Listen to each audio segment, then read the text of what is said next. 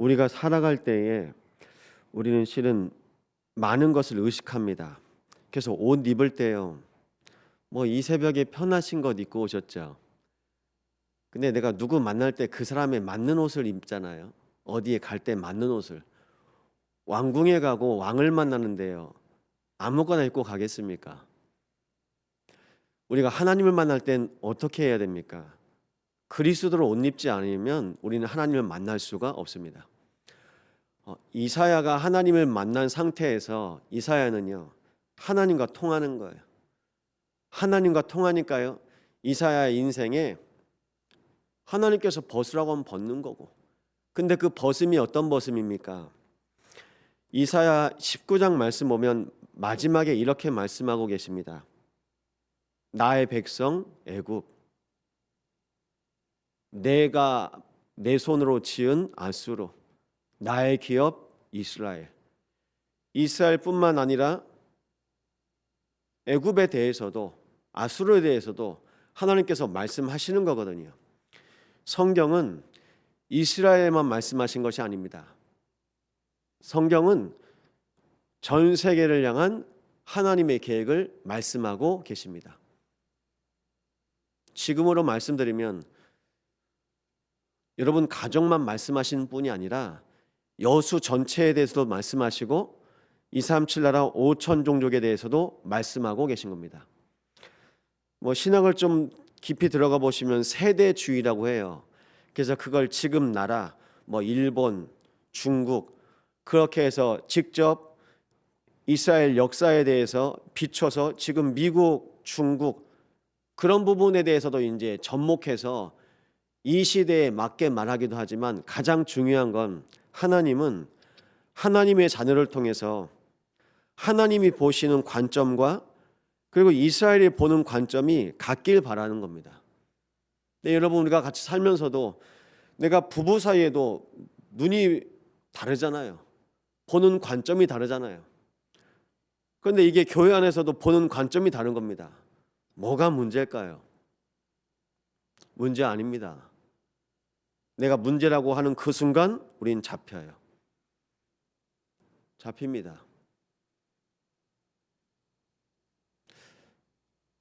어제 우리 청년 신방 예배 드렸습니다. 이제 이사를 가가지고요. 그래서 이제 이렇게 말씀을 전했어요.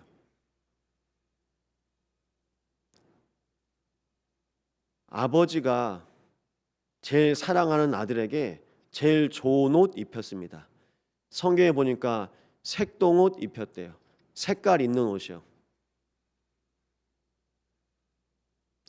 아버지가 제일 사랑하는 아들에게 제일 좋은 옷 입혀주고 그럼 그 아들은 사랑받는 아버지 옆에 있으면 제일 행복해야 하잖아요. 그런데 하나님은 그러지 않으셨어요. 하나님은 이 아들을 아버지에게서 떼어서 노예의 옷을 입힙니다. 형들이 부러워하는 옷, 색동옷 입었다니까요. 형들이 질투하고 시기하는 옷 아버지가 입혀줬어요. 그럼 제일 행복해야 되잖아요. 그런데 아버지의 품에서 이 아이를 떼어서 비록 형들이 팔았다고 하지만 하나님이 허락하신 거거든요. 그래서요 그 옷 싹 벗깁니다. 노예는요 옷 없습니다. 신발 없습니다. 그래서 애굽에 노예로 팔려가는데요 노예의 옷을 입은 거예요. 누가 입혀주신 겁니까? 하나님이 입혀주신 거예요. 나중에는요 죄수복 입어야 돼요.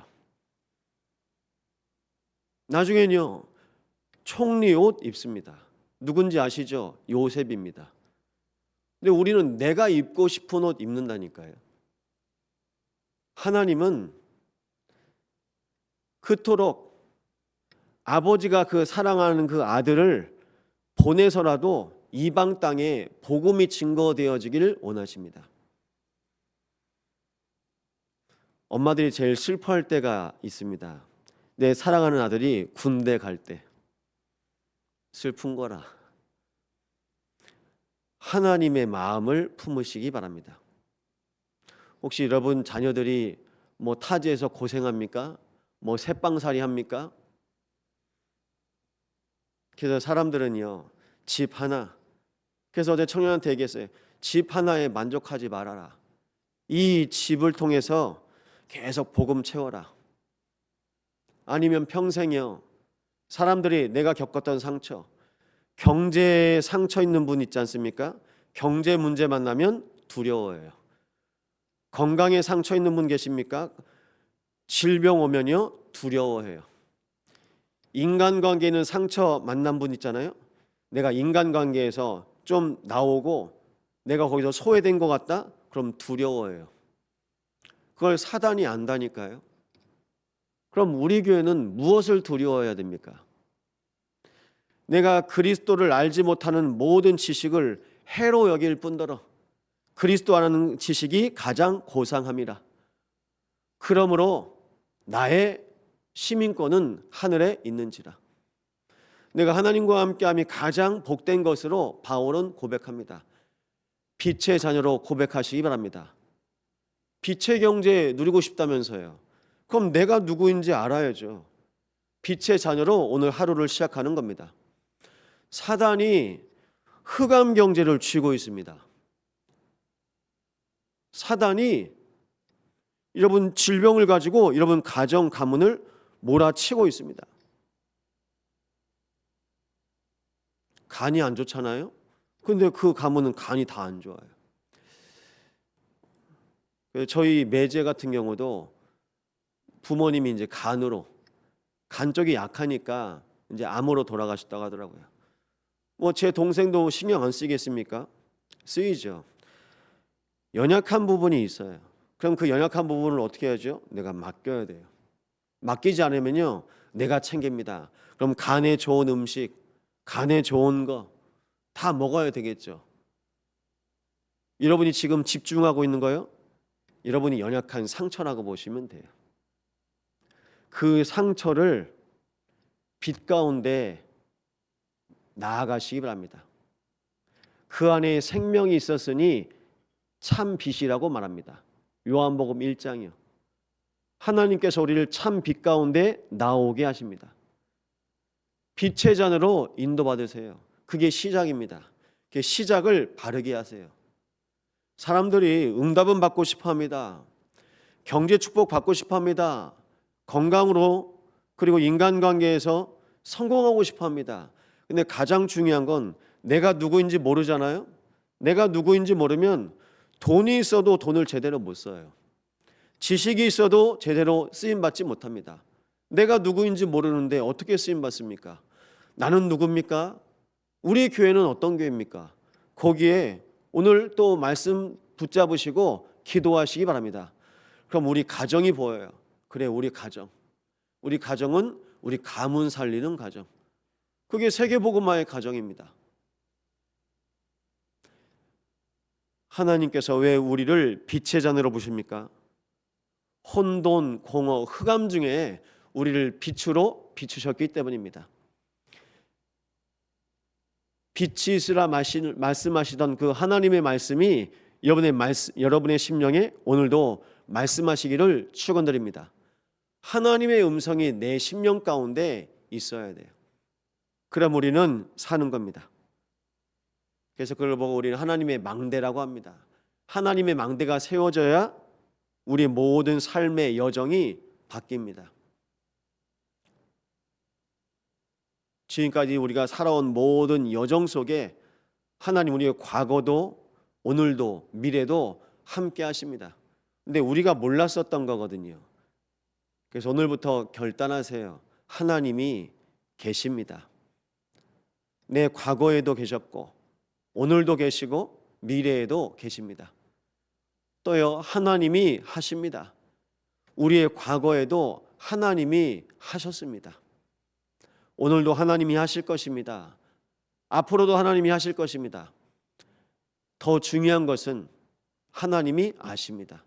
내 과거의 상처까지도 오늘 내가 불안해하고 염려하는 그 작은 불신앙까지도 하나님은 아십니다. 하나님은 우리의 미래까지도 하나님이 아시기 때문에 우리는 조금도 염려하고 두려워할 것 없습니다. 뭐라고 합니까? 사도행전 1장에 보니까요. 감람산에 모인 제자들이 예수님에게 이스라엘이 어떻게 되겠습니까? 로마에게서 언제 해방되겠습니까? 그러니까 관심이요 똑같습니다. 지금 이사야 있는 이 시간표랑 똑같습니다. BC 722년에 이스라엘 옆에 있는 블레셋 땅의 가장 큰 성이 아수르한테 정복당했다니까요. 그러니까 두려워 떠는 겁니다. 그리고 지나서 BC 711년 북이스라엘도 멸망당합니다. 아수르에 의해서. 그러니까 눈에 보이는 것 때문에 불안해하는 겁니다. 누가 집을 사면 부러워하고, 누가 뭘 투자를 해서 돈을 벌었다고 하면, 어디 회사 다닌다고 하면 부러워하고, 또 누가 건강이 안 좋아서 암으로 누가 돌아가셨다면 불안해하고, 우리가 이렇게 살지 않습니까? 그걸 보고 업다운이라고 합니다. 내 마음이요 어느샌 업 됐다가 어느샌 다운 됐다가. 여러분 힘들지 않겠습니까? 이런 마음을 하나님께 두시기 바랍니다. 그걸 보고 우리는 성령 충만이라고 합니다. 어떤 게 성령 충만입니까? 성령께서 내 안에 거하셔서요 말씀으로 나를 인도하세요. 말씀으로 나를 지키시고 보호하세요. 어제 오후 예배 말씀 주셨던 대학생들이요 호흡 곤란, 호흡 장애를 일으킨답니다. 그 미국에 있는 아이들이요, 그 좋은 대학 다닌 아이들이 뭔가 스트레스 받으면요 힘들어서요 호흡 곤란을 일으킨대요. 영적인 후유증이 지금도 일어나고 있습니다. 여러분 한 번씩 답답하시죠?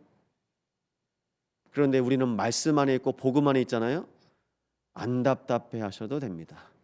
하나님이 계시고 하나님이 아시고 하나님이 하시기 때문에 내가 하는 것도 아니고 우리가 하는 것도 아니고, 블레셋이 점령당했다고 이제 불안해하는 겁니다. 그걸 사단이 바래요. 여러분이 불안해하고 두려워하고 염려하고 걱정하는 것을 사단이 가장 좋아합니다. 내가 지금 어떤 체질인지 확인해 보세요. 문제 하나도 없습니다. 큰일 난 것 아닙니다. 하나님은 하나님의 일을 하실 것입니다. 예수님도 가룟 유다에게 너는 네 할 일 해. 난 내 할 일을 할 거니까. 아버지께서 내 안에 계셔서 그의 일을 하시는 것이라. 그럼 오늘 우리의 일은 뭡니까? 성령께서 역사하시도록 이 자리에서 기도하시는 겁니다. 그러면요 우리 참소망교회가 빛의 성전이 되는 것입니다. 교회에 사람이 없다고 말씀하시는 분들이 계시더라고요. 그럼 내가 교회에 오면 돼요. 누구를 와서 교회에 있어라 와라 가라 하는 게 아니라 내가 교회에 있으면 됩니다. 내가 교회에 오면 됩니다. 목사가 교회에 있으면 되고요, 중직자들이 교회에 있으면 되고요.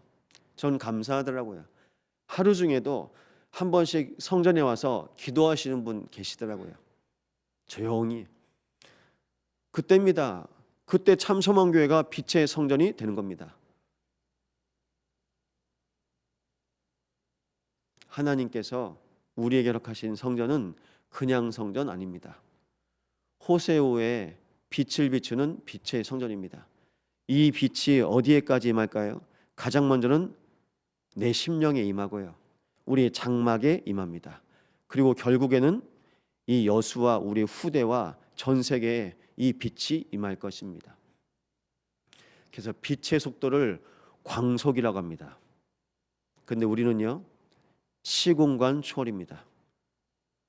우리는 빛의 자녀들은요 기도하는 겁니다. 이 시간 기도하시는 겁니다. 그러면요 오늘 우리의 하루가 성령 인도 받습니다. 성령께서 역사하십니다. 우리는 생각도 못한 성령의 열매들로 하나님께서 인도해 가실 것입니다. 이것이 300%입니다. 성령 인도받는 기도하시 바랍니다. 성령 역사 놓고 기도하시기 바랍니다. 또요 성령의 열매, 우리 뭐 동기 계산 없습니다. 근데 하나님께서 우리를 통해서 열매 맺게 하실 것입니다. 이 시간 기도할 텐데요, 빛의 자녀를 통해서 오늘도 하나님, 오늘 하루를 통해서 어떻게 예배 성공할까, 어떻게 예배 승리할까, 승리자의 기도, 성공자의 기도 가운데 인도받는 하루 되시기를 예수 이름으로 축원드립니다. 말씀 붙잡고 합심을 함께 기도하시겠습니다. 하나님 감사를 드립니다. 기도할 수 있는 것 자체가 축복이고 은혜이지 않습니까? 이 새벽에 빛의 자녀들로 우리 모든 주의 백성들을 부르시니 감사를 드립니다. 아버지께서 내 안에 계셔서 그의 일을 하시는 것이라. 오늘 성삼위 하나님께서 주의 백성들을 성령으로 인도하여 주시옵소서. 아버지 하나님, 모든 혼돈과 공허와 흑암 중에 있는 세상과 현장 속에 오직 주의 성령으로 역사하여 주시옵소서. 하나님의 자녀들은 아무 계산 없고 동기 없고 이유 없고 야망 없습니다. 하나님께서 주시고자 하는 응답들이 오늘 성령의 열매로 맺는 시간 되게 하옵소서. 우리는 오로지 주의 말씀을 붙잡고 기도합니다. 언약 붙잡고 기도하는 주의 백성들에게 하나님의 영으로 충만케 하옵소서. 이 새벽에 다른 것 구하지 아니하고 성령 인도받기 위해서 나온 주의 백성들의 성령으로 역사하시고 성령으로 열매 맺게 하여 주시옵소서. 빛의 자녀들로 인도하신 아버지 하나님께 감사를 드립니다. 성삼위 하나님께서 하나님의 나라가 임하게 하여 주시옵소서. 빛의 자녀로 인도하여 주옵소서. 빛의 성전으로 주의 몸된 교회를 축복하여 주시고 우리의 장막이 빛의 장막이 되게 하사 하나님과 통하는 하나님의 백성들이 세워지게 하옵소서.